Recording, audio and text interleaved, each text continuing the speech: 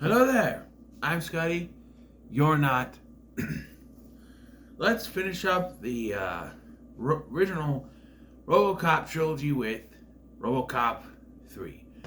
And after hearing all the hate for this, saying, oh, it's the worst thing in Robocop, they made it PG-13. First of all, they dumbed down the second one. Like I said, second one, take out the F-bombs, is pretty much PG-13. That wasn't going to bug me. And so, yeah, but I wasn't prepared for how cheesy this movie was. But I'm a fan of cheesy cinema, so you know what? I kind of liked it. Now, I haven't decided if it's better than the second one yet, because sometimes I say, oh, I think I might like this better than the second one. And again, it's me liking it better than, not that it's officially better than. It's my opinion, right? Opinions are still valid no matter how much Twitter says it's not. But yes, in this film, it's been 6 years since the events of the previous film, and now this Japanese corporation, Kanamitsu Corporation, has taken over OCP, and they still want to build Delta City. Yes. And so they're forcing people out of their homes to get it done faster. And to help with this, they have created the rehabs, led by a Colonel McDaggett, who is the main villain of the film. They're essentially making people homeless so that they can build upon it and make their Delta City.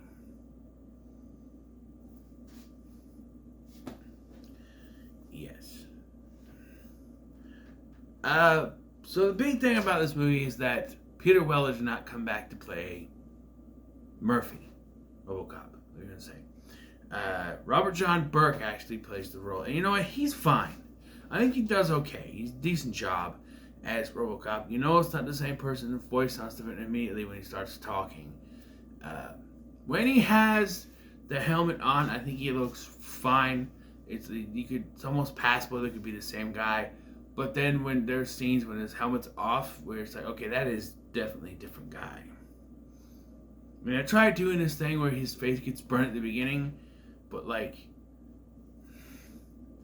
we already seen him before that.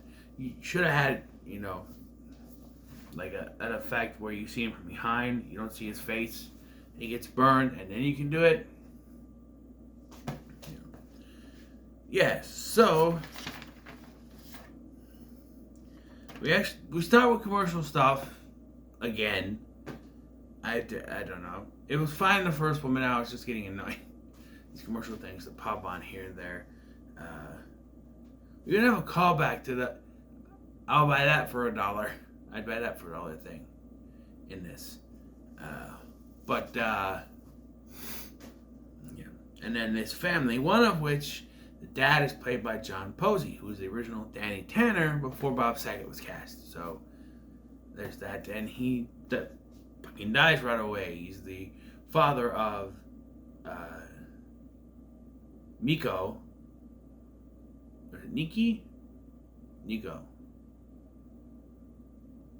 Whatever. Little girl character, because kids like Robocop now. So you make PG-13. And a kid character who's not throwing out F-bombs and trying to kill people. Good kid.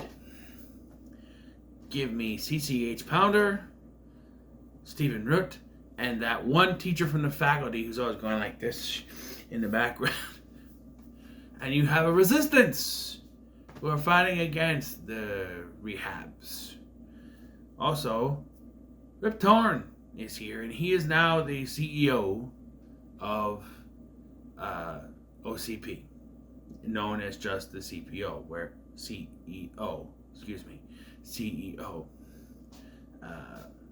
the old man, the first two. The old man has passed away. But in fact, his actor was still alive, but passed away. Maybe he declining health. I don't know. Maybe he said no. Who knows? But Rip Torn And no offense to Dan O'Hurley, he was great as Colonel Cochran, but Rip Torn can command a scene. You know, when he can make yelling about a roast beef, you eat that goddamn roast beef or you can go to bed, sound, you know,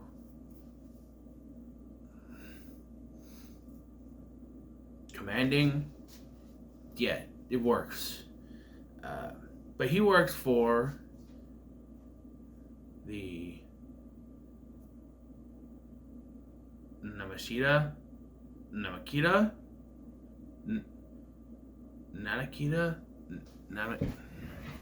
say on the back, I had it. I said at the beginning of the review. Of course, it doesn't say.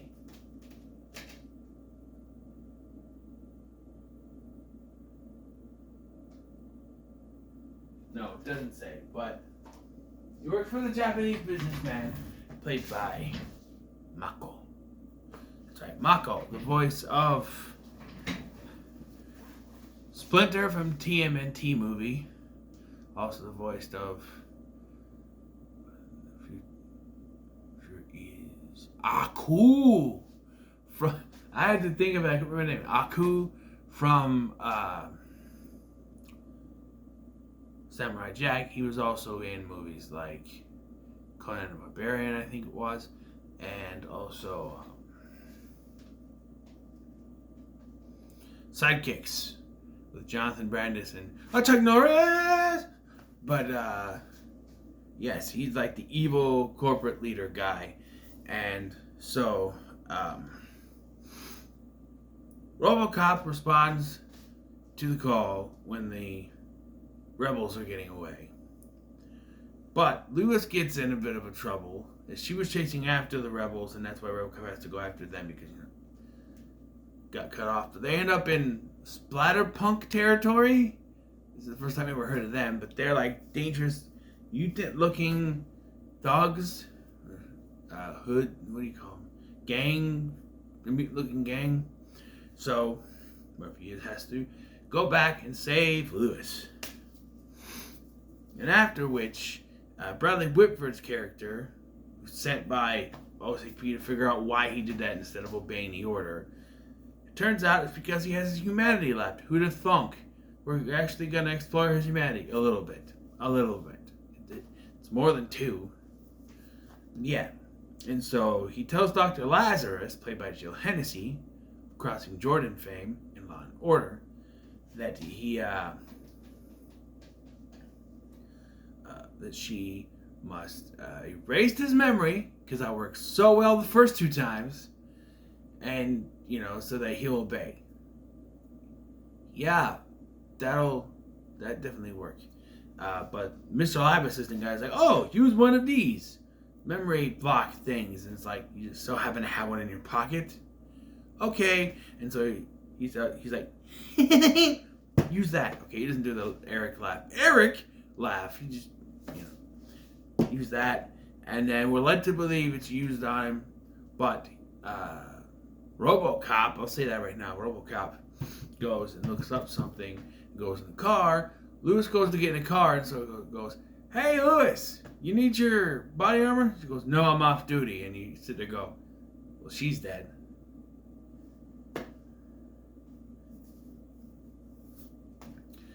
And he's like, are you okay? She's like, are you okay, Robo? And he goes, I'm fine. And call me Murphy. So his memory wasn't erased. And they cut to Dr. Lazarus there. She puts a little thing on the desk, smashes it. So, no, she wasn't going to use that. But this is where things go wrong.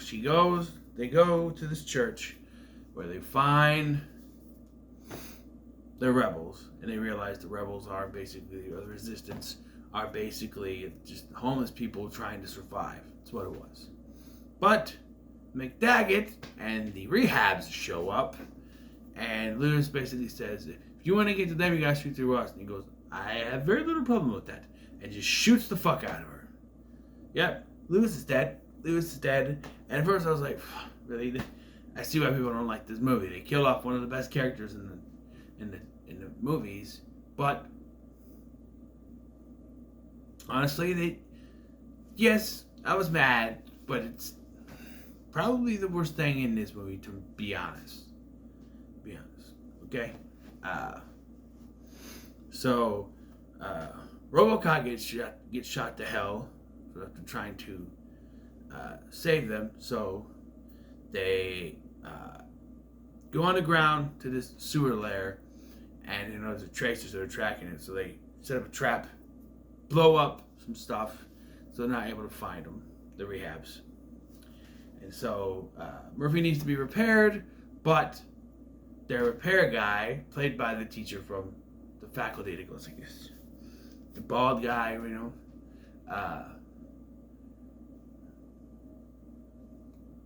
he's too inept to fix it. So they get Dr. Lazarus, they send the freaking little girl to get her, and they fix it. Which, by the way, this little girl reprograms an Ed 209, but can't fix Robocop.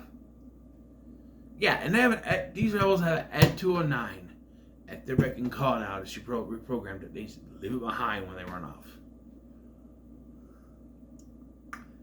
Yeah, okay. I'm never a big fan of the Ed 209, but it, could have used that. So yes, Robocop gets his memories back. There's this weird thing when the memories are coming back that he sees his wife, which turns into Lewis, and then turns into Lazarus. And then you get flashbacks to the first film with the Bonneker and his gang killing him. Yeah, showing us this is the same guy, because they apparently can't make another Robocop. I've got to mention, they make the Robocop 2. It's not anything like the first Robocop, and they say they're having problems. How about you just make one just like Murphy, instead of trying to do fancy things with it? Speaking of fancy things, the Japanese businessman, Mako, I'm just going to call him Mako from now on. Mako sends his own personal bodyguard, Japanese guy, who we first meet in his underwear, shows up. And I'm pointing out, in the scene we meet him, he is smoking. I'm pointing it out because later it will make sense. But, yes, and so he starts to track down using a map. He tries to track it down. He meets 4 resistance people, kills them, but not before it's revealed, because they beat him with a lead pipe and it just messes up his face. It's revealed he's a robot. So how was he smoking? Because robots can't smoke, but he was smoking and it didn't make no sense in no lungs.